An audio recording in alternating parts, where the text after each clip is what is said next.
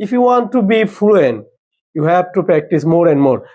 আসসালামু আলাইকুম everyone, I hope সবাই খুব ভালো আছেন। গত পর্বে আমরা শিখেছিলাম কখন আমরা ক্যান ইউজ করব, কখন আমরা কুড ইউজ করব, কখন আমরা শুড ইউজ করব, কখন আমরা মে ইউজ করব, কখন আমরা মাইট ইউজ করব এবং কখন আমরা মাস্ট ইউজ করব। তবে আজকে এই ভিডিওতে আমরা শিখবো শুধুমাত্র একটা স্ট্রাকচার, যে একটা স্ট্রাকচার দিয়ে আমরা কিভাবে শত শত সেন্টেন্স মেক করতে পারি। সো ভিডিওটা স্কিপ করবেন না, অবশ্যই পুরো ভিডিওটা দেখবেন। সো সেই স্ট্রাকচারটা আগে লিখি।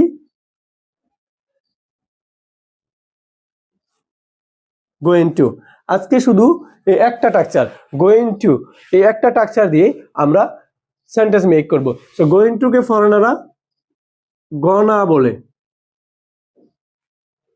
সো গোয়িং টুর শর্ট ফর্ম হলো গনা। শুনলে অনেক সুন্দর শোনাবে এবং কি ফ্লুয়েন্টলি পারবে।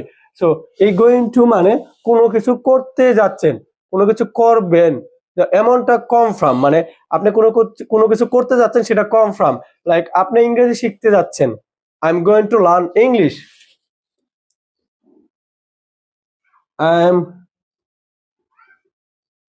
Going to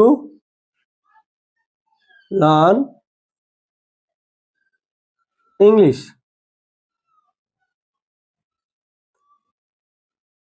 I am going to learn English, আপনি ইংরেজি শিখতে যাচ্ছেন, আমি ইংরেজি শিখতে যাচ্ছি। You going to learn English, তুমি ইংরেজি শিখতে যাচ্ছ। They going to learn English, তারা ইংরেজি শিখতে যাচ্ছে। সো আপনি কোনো কিছু করতে যাচ্ছেন বা আমি কোনো কিছু করতে যাচ্ছি, এমনটা বোঝাতে অবশ্যই গোয়িং টু স্ট্রাকচারটা ইউজ করতে হবে। সো এবং গোয়িং টু স্ট্রাকচার দিয়ে আরো কিভাবে সুন্দর সুন্দর সেন্টেন্স মেক করতে পারি। ধরেন আপনার একটা ফ্রেন্ড আছে, লাইক আপনার একটা ফ্রেন্ড আছে, সেই ফ্রেন্ডের সাথে আপনি আগামীকালকে দেখা করতে যাচ্ছেন।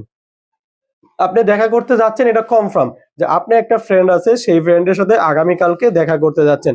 তখন আমরা এই সেন্টেন্স এই স্ট্রাকচারটা ইউজ করব।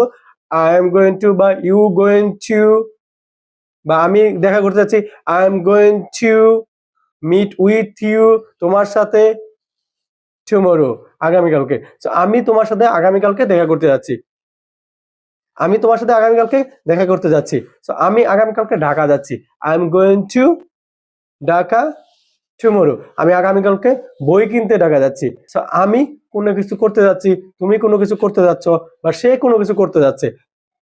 কোনো কিছু করতে যাইতেই ইউজ করতে হবে এই স্ট্রাকচারটা গোয়িং টু।